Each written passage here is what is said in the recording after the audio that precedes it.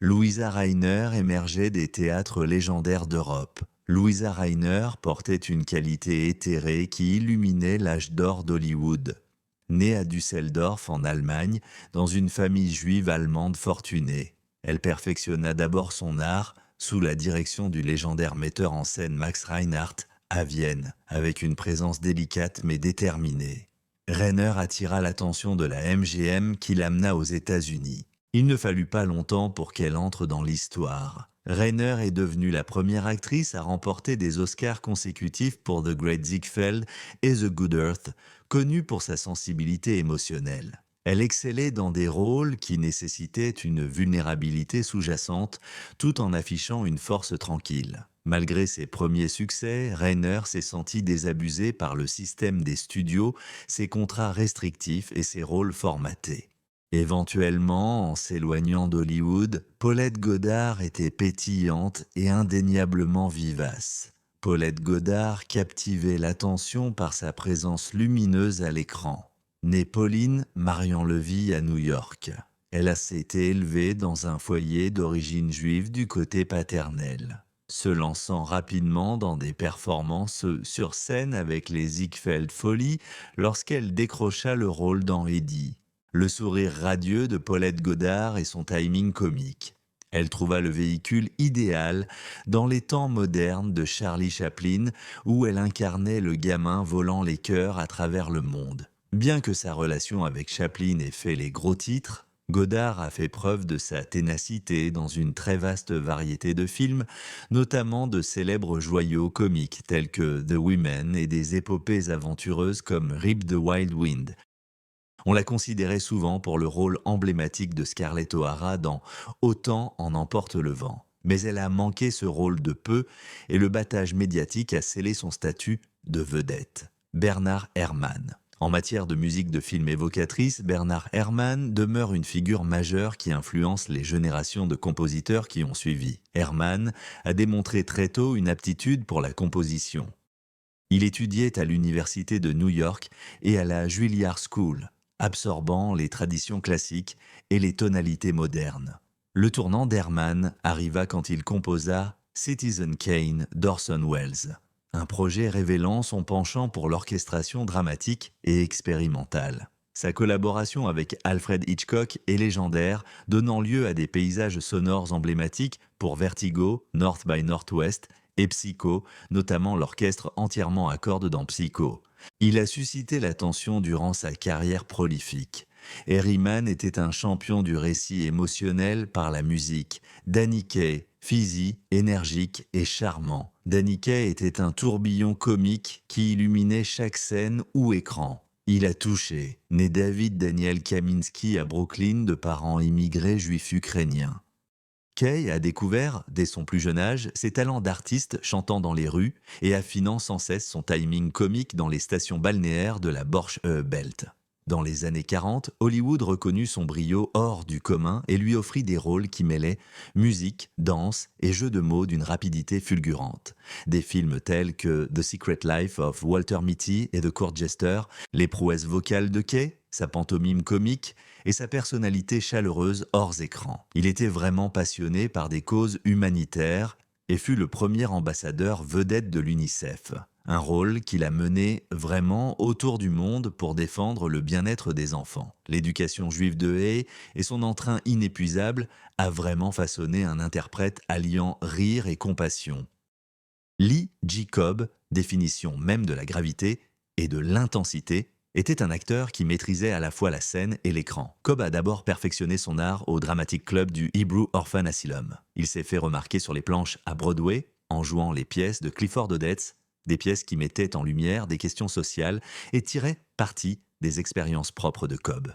Sa carrière cinématographique a décollé grâce à des prestations qui exigent une gravité morale sur le front de mer, notamment dans le rôle de Johnny Friendly et dans son interprétation du juré furieux dans 12 hommes en colère, qui demeurent des piliers de l'art cinématographique. En dehors de l'écran, Cobb a affronté des tourments personnels et politiques pendant l'ère des listes noires, témoignant devant le comité des activités anti-américaines de la Chambre des représentants. Malgré ces défis, il a continué à livrer des performances nuancées. John Garfield, dont le travail était soutenu par un réalisme brut, est devenu l'un des premiers véritables acteurs de la méthode à Hollywood. Né Jacob Julius Garfinkel à New York, dans une famille juive russe. L'enfance rude et mouvementée de Garfield a façonné son personnage à l'écran, d'une intensité marquée. Ses débuts d'acteur au sein du théâtre de troupe posèrent solidement les bases de ses prestations captivantes. Hollywood l'attira et Garfield devint une étoile improbable en incarnant des anti-héros de classe ouvrière complexes dans des films tels que Body and Soul et Force of Evil. Il gagna une réputation pour apporter authenticité et une intensité émotionnelle brute à des rôles rarement conformes aux stéréotypes du héros. Norman Lloyd a traversé 9 décennies dans le monde du divertissement. La carrière de Norman Lloyd était une tapisserie vivante de l'histoire d'Hollywood. Élevé dans une famille juive de Jersey City, Lloyd connut un succès précoce sur scène, aux côtés d'Orson Welles et de John Houseman rejoignant leur troupe du Mercury Theatre à l'époque. Il passa au cinéma, célèbre pour avoir chuté de la Statue de la Liberté dans Saboteur d'Alfred Hitchcock. Cette collaboration avec Hitchcock durerait. Lloyd travailla comme producteur associé et réalisateur sur Alfred Hitchcock Présente. Un professionnel accompli, Lloyd était aussi habile comme acteur de caractère. Donner vie à des rôles dans des films comme Le Cercle des Poètes disparus, soutenant les jeunes talents par son regard affûté et son sens aigu de la direction et de la narration. Dinah Shore, d'une voix chaude et miellée, et d'un sourire radieux, très sincère. Elle a fait de Dinah Shore l'une des artistes les plus appréciées des Américains. Née Frances Rose Shore à Winchester, Tennessee, d'une famille juive russe. Une adversité qu'elle a surmontée plus tard, attribuant sa résilience à son milieu. La percée de Shore vint à la radio dans les années 30, lançant une carrière d'enregistrement et de nombreux singles, dont Buttons and Bows. Hollywood a vite fait appel à elle, et elle a joué dans une série de comédies musicales joyeuses dans les années 40. Avec un charme sans effort qui séduisait les cinéphiles, la télé offrait la prochaine étape parfaite pour sa personnalité aimable. Le Dinah Shore Show et ses itérations subséquentes mettaient en valeur non seulement ses talents musicaux, mais aussi sa chaleur en tant qu'animateur de talk-show, Kirk Douglas. Kirk Douglas personnifiait le dur à cuire de l'âge d'or d'Hollywood, dégageant une intensité qui crépitait à l'écran. Né à New York, issu d'Anielo Wisdemski, de parents immigrés juifs biélorusses. Il a surmonté une extrême pauvreté, obtenant des bourses pour la lutte et le théâtre. Cette détermination tenace a alimenté son ascension fulgurante, que ce soit en boxant pour franchir les rangs des champions ou en donnant son âme à une soif profonde de vivre. Douglas offrait des performances pleines d'énergie physique et d'émotions brutes. Son menton à fossettes. Une marque annonçait une virilité rude que les studios Handsomeness exploitaient avec enthousiasme. Mais Douglas n'était pas qu'un simple acteur. Il devint un producteur de premier plan, défendant avec ardeur des projets tels que Paths of Glory et Spartacus, en collaborant avec des personnalités telles que Stanley Kubrick, Jeff Chandler, doté d'une voix de baryton puissante et d'une présence saisissante. Jeff Chandler était un interprète polyvalent qui a laissé une empreinte mémorable dans le cinéma des années 50. Né Ira Gross à Brooklyn dans une famille juive, il a nourri très tôt un amour pour le métier d'acteur et le chant. Chandler s'est d'abord fait connaître dans le drame radiophonique, où son charme imposant captivait les auditeurs. Lorsque Hollywood l'appela, sa stature élancée et robuste trouva naturellement sa place dans les westerns et les films de guerre. Notamment, il a interprété Cochise dans le film Broken Arrow, décrochant une nomination à l'Oscar pour cette interprétation profondément empathique et résolument nuancée du chef du peuple Apache. Par ailleurs, la subtilité de Martin Balsam était sa force. Ses prestations, sobres mais profondément inoubliables, ont fait de lui un acteur au caractère précieux. Né dans le Bronx, de parents juifs russes. Ballam a découvert ses talents dramatiques lors de l'atelier dramatique de la Nouvelle École de Théâtre, aux côtés de Marlon Brando et de Tony Curtis. Il s'est fait les dents sur scène avant de se lancer dans le cinéma, où il a trouvé sa niche en incarnant des hommes du quotidien crédibles et sincères. Qu'il interprète le petit ami dévoué dans Sur les quais, le détective vraiment attentif dans Psychose d'Alfred Hitchcock, ou le juré anxieux dans 12 hommes en colère. Balsam imprégnait ses rôles d'une authenticité discrète et d'une sincérité tranquille. Son travail dans Mille Clowns lui valut l'Oscar du meilleur acteur dans un rôle de soutien. Gracieux et néanmoins défiant, Simon est SRE et a laissé une empreinte indélébile sur le cinéma international. Née Simone Henry, Charlotte Minger, allemande, senior bien établie et respectée. Les origines multiethniques d'Ea lui ont inculqué un sens profond de la culture.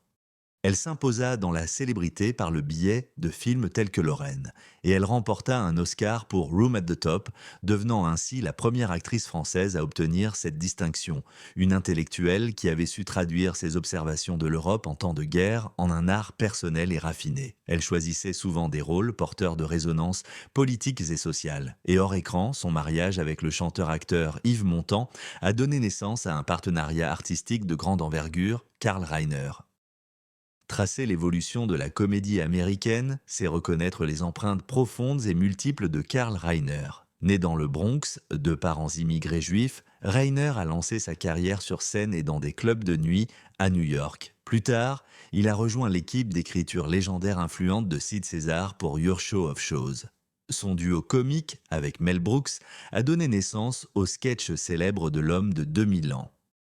Allier l'humeur juive à la satire universelle. Plus tard, Reiner créa le Dick Van Dyke Show, une sitcom révolutionnaire qui puisait dans ses expériences à la télévision et dans sa vie de famille. Ses travaux de réalisateur comprenaient des films à succès tels que Oh Dieu et des collaborations avec Steve Martin dans The Jerk et All of Me. En dehors des écrans, Reiner était un modèle chaleureux et humble défendant les talents comiques tout en réfléchissant discrètement à son identité juive. Sid Caesar, innovateur comique dont l'influence se lit dans des générations de sketchs comiques. Sid Caesar possédait un talent pour l'improvisation frénétique et le mimétisme linguistique. Il a été exposé dès son plus jeune âge à des plaisanteries dans le cœur de la vie sociale familiale. Le tournant décisif vint avec Your Show of Shows, où il fut l'un des pionniers de la télévision en direct et des variétés, entouré d'une équipe d'écriture comprenant Karl Reiner, Mel Brooks et Neil Simon, des figures de premier plan. Il s'est illustré aussi par la pantomime et par la parodie des langues étrangères. César a affiché une polyvalence remarquable, le succès de l'émission et le paysage télévisuel prouvant que des sketchs pouvaient être sophistiqués et audacieux sur le plan thématique. Bien que des luttes liées à la drogue aient coûté cher à sa carrière, il a orchestré des retours sur scène qui rappelaient au public son génie comique. L'humour juif de Sid Caesar, nourri d'un jeu de mots urbain et d'une tradition de vaudeville, l'a solidement classé parmi les Américains les plus influents et les plus drôles. Lauren Bacall. Dotée d'une voix sensuelle et d'un regard rusé, Lauren Bacall incarnait l'élégance dès l'instant où elle arriva à Hollywood, ville rayonnante du rêve américain. Née Betty Joan Persky dans le Bronx, de parents juifs. Bacall attira l'attention du public dès son premier rôle au cinéma, aux côtés d'Humphrey Bogart dans Avoir et ne pas avoir. Ce regard distinctif demeurait d'une fixité inébranlable, alors que sa voix grave et rauque résonnait d'une sensualité moderne. En dehors de l'écran, sa romance et son mariage avec Bogart ont fait les gros titres, donnant naissance à l'un des couples les plus emblématiques d'Hollywood. Pourtant, Ball était bien plus qu'une simple starlette. Il a démontré la profondeur de son jeu d'actrice dans des films comme Key Largo, puis sur scène dans des comédies musicales de Broadway telles qu'Applause. Au cours de ces dernières années, BCA a sans honte reconnu son identité juive, la considérant comme une partie centrale de son éducation. Lenny Bruce se tenait au carrefour de la comédie et du commentaire social, ébranlant les fondations comiques de l'Amérique en osant être brutalement honnête, né Leonard Alfred Schneider à Mineola, New York, dans une famille juive. Bruce a testé les eaux comiques des boîtes de nuit. Son style mêlait un esprit irrévérencieux et une improvisation jazz vivante. Cette approche très audacieuse lui causa des ennuis légaux. Il fut arrêté plusieurs fois pour obscénité, alimentant le débat sur la liberté d'expression. Bruce écrivait abondamment des numéros en préparation et essais reflétant les normes sociales. Sa vie fut brusquement écourtée par une overdose de drogue. Son impact résonna dans les stand-up des générations à venir. Richard Pryor, George Carlin et d'autres cité comme un pionnier intrépide, imprégné d'un sens juif de l'ironie et une quête sans relâche de vérité. L'héritage de Lenny Bruce est celui d'un martyr de la comédie qui a payé un prix fort pour élargir les frontières de ce que l'humour pouvait aborder. Jerry Lewis, énergie chaotique. Des expressions en caoutchouc et un enthousiasme enfantin définissaient de son visage le génie comique de Jerry Lewis, né Joseph Levitch à Newark, de parents juifs russes plongés dans le show business. Lewis passa ses années de formation au vaudeville, faisant équipe avec le crooner Dean Martin. Il forma l'un des duos les plus aimés du divertissement, Martin affichant une personnalité suave qui contrastait avec les pitreries hyperactives de Lewis. Lewis s'était imposé comme vedette en solo, dirigeant et jouant dans des succès tels que The Bellboy et The Nutty Professor à l'écran. Lewis était une figure polarisante, adoré par ses fans pour ses actions philanthropiques, notamment envers la Muscular Dystrophy Association et les Télétons, mais parfois critiqué par ses pairs pour son ego. Néanmoins, son influence comique, en particulier sa maîtrise de l'humour physique, a laissé une empreinte indéniable sur des générations d'interprètes, y compris des IST français, qui l'honoraient pour sa créativité cinématographique. Profondément conscient de ses racines juives, Lewis reconnaissait souvent que l'humour était un bouclier. Son héritage est un tourbillon comique, un talent singulier qui a redéfini le divertissement américain. Ed Asner incarnait le grincheux attachant qui gagnait les cœurs et les éloges tout au long d'une carrière prolifique au cinéma, à la télévision et dans le doublage. Au départ, Asner travaillait sur des chaînes d'assemblage, puis trouva sa vocation au théâtre. Il devint une figure emblématique, incarnant Lou Grant, bourru mais au cœur tendre, dans The Mary Tyler Moore Show et son spin-off plus dramatique. Pour Lou Grant, son interprétation lui valut plusieurs Emmy Awards, montrant sa polyvalence tant en comédie qu'en drame, hors caméra. L'activisme était tout aussi marquant. Il fut président du Screen Actors Guild, s'inspirant souvent du principe juif de tikkun olam. Les jeunes publics se souviennent de lui comme de la voix de Carl Fredricksen dans Là-haut, le film de Pixar démontrant à nouveau sa capacité à susciter l'empathie à travers des extérieurs rugueux, et son charme durable résidait dans une authenticité simple et sans détour, ancrée par une conscience morale qui transcendait l'écran.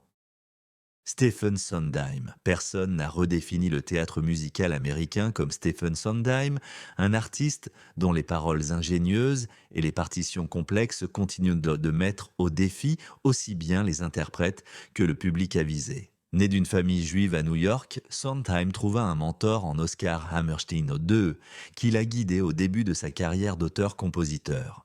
Sa percée en tant que parolier pour West Side Story vient de la fusion de la musique de Leonard Bernstein et de son jeu de mots. Donc ainsi, Follies et Sweeney Todd, liés à cette musique, tissent motifs et thèmes existentiels dans Into the Woods, repoussant les limites du Broadway traditionnel. Bien que l'on ne le classe pas habituel parmi les stars d'Hollywood, de nombreux musicals de scène ont été adaptés au cinéma, élargissant son influence au-delà de la célèbre Broadway. Sondheim a adopté une rigueur intellectuelle et une honnêteté émotionnelle issue de son milieu juif, mettant souvent en évidence les complexités des relations humaines.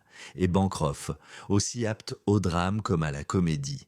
Anne Bancroft était une brillante interprète dont les rôles sonnaient avec authenticité. Née Anna Maria Luisa Italiano dans le Bronx, de parents italo-américains. Elle s'est convertie au judaïsme. Après avoir épousé le comique et réalisateur Mel Brooks, Bancroft attira l'attention à Broadway dans Two for the Seesaw. Elle passa rapidement au cinéma et obtint un Oscar. Ses rôles gagnants, tels qu'Annie Sullivan dans The Miracle Worker, la rendirent célèbre. Pourtant, elle atteignit l'immortalité de la culture populaire en incarnant Mrs. Robinson dans The Graduate. Une interprétation qui transcendait la simple séduction pour révéler une femme solitaire et tourmentée derrière la frime, l'intelligence ardente de Bancroft illuminait chaque personnage. Qu'elle fût comique ou tragique, elle possédait une présence sur scène. En dehors de l'écran, la collaboration entre Bancroft et Brooks a franchi les pitreries comiques et abouti à un mariage devenu légendaire dans les milieux hollywoodiens. Léonard Nimoy, Live Long and Prosper, pourrait être l'une des salutations les plus reconnaissables de la culture pop. Nimoy a trouvé sa vocation sur les planches du théâtre dès son plus jeune âge. Alors qu'il enchaînait divers petits rôles, sa percée fut celle de Monsieur Spock dans Star Trek, un personnage dont le salut vulcain est célèbre. Basé sur une bénédiction sacerdotale juive, le rôle de Spock, être fondamentalement logique mais riche émotionnellement. À l'image de son propre parcours, Nemo navigue entre identité culturelle et appartenance universelle au-delà de l'art d'acteur. Nemo a dirigé des films comme Star Trek, 3, à la recherche de Spock et 3 hommes et un bébé. Il a également exploré la photographie, la poésie et la musique, continuant à refléter l'esprit de la Renaissance, façonné par son héritage juif. Joel Grey interprète effervescent sur scène et à l'écran. Joel Grey a insufflé à chaque rôle malice et charme magnétique. Né Joel David Katz à Cleveland, au sein d'une famille juive imprégnée de vaudeville. Grey monta sur scène dès son plus jeune âge. Son rôle le plus emblématique arriva comme maître de cérémonie dans les versions théâtrales et cinématographiques de Cabaret, pour lesquelles il remporta à la fois un Tony et un Oscar.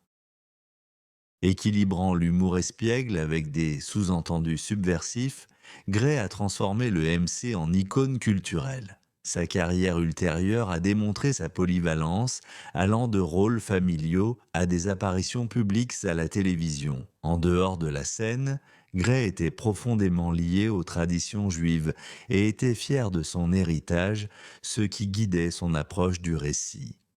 Gene Wilder. Le génie comique de Gene Wilder irradiait une douceur fantasque et lumineuse qui le rendait cher à des générations qui venaient au monde. Jerome Silberman, à Milwaukee, fils d'immigrants juifs russes. Wilder adoptait une approche mûrement réfléchie. Il s'est formé au Bristol Old Vic, en Angleterre, développant une vulnérabilité comique distincte, après s'être lié d'amitié avec Mel Brooks. Wilder s'imposa dans Les Producteurs et plus tard dans Blazing Saddles et Young Frankenstein. Chaque rôle révélait sa capacité tout à fait singulière à osciller entre une innocence aux yeux écarquillés et une hystérie frénétique en dehors de l'univers stylistique de Brooks. Wilder a conquis les cœurs d'un public enthousiaste dans Willy Wonka et la chocolaterie, en dotant le confiseur flamboyant d'égale part d'empathie et d'excentricité. Il était aussi écrivain et cinéaste, portant sa sensibilité décalée sur ses projets.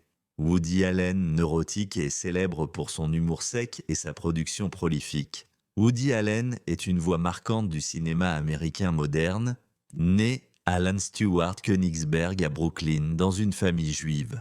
Alan a commencé comme auteur de blagues et humoriste, imprégnant son humour d'observation autodérisoire sur la vie, l'amour et l'angoisse existentielle. Il a basculé vers le cinéma avec Take the Money and Run, affinant un style cinématographique qui mêlait slapstick, des vignettes surréalistes et des sous-entendus philosophiques. Son Annie Hall, qui a remporté l'Oscar, a redéfini la comédie romantique par une narration introspective et des apartés face caméra, frappants. Au fil des décennies, Alan produisait presque un film chaque année, explorant tout, de la satire au drame. Barbara Streisand, une voix qui transcende les catégories. Barbara Streisand est née dans la communauté juive de Brooklyn et est devenue une icône mondiale inarrêtable. Dès son plus jeune âge, Streisand possédait un don vocal marqué par la puissance. Elle fit irruption sur la scène au début des années 60, conquérante sur les planches autant que sur les chars. À 22 ans, elle avait 2 Grammy et un Tony Award et dominait les très grandes salles. Hollywood l'accueillit avec Funny Girl, qui lui valut un Oscar pour avoir incarné Fanny Brice, une artiste juive qui avait franchi des barrières à son époque. Des succès supplémentaires, tels que The Way We Were et Une étoile est née, ont renforcé les références cinématographiques de Streisand. Elle a élargi son champ d'action vers la réalisation avec Yentl, un projet personnel reflétant son héritage juif et ses convictions féministes, Streisand étant réputée pour son perfectionnisme. Streisand a fixé des normes élevées dans tous les domaines. Marvin Hamlisch, quand il s'agissait de mélodies accrocheuses qui s'imposaient dans la mémoire du public, il possédait un rare éclat, né à New York City de parents juifs viennois. Il fut un enfant prodige qui s'inscrivit à Juilliard à l'âge de 7 ans. Ses dons de composition, qui couvrirent le cinéma, la scène et la musique pop, lui valurent des Oscars, des Emmy, des Grammy et un Tony. Parmi ses œuvres les plus connues figure la bande originale du film The Sting, qui les réintroduit à un public vraiment moderne. Sa collaboration avec Barbara Streisand sur The Way We Were nous a donné une ballade éternelle qui continue toujours de toucher les émotions sur Broadway. Une ligne de danseurs de chœur a été un énorme succès, capturant les espoirs, les anxiétés et les rêves des danseurs de chœur.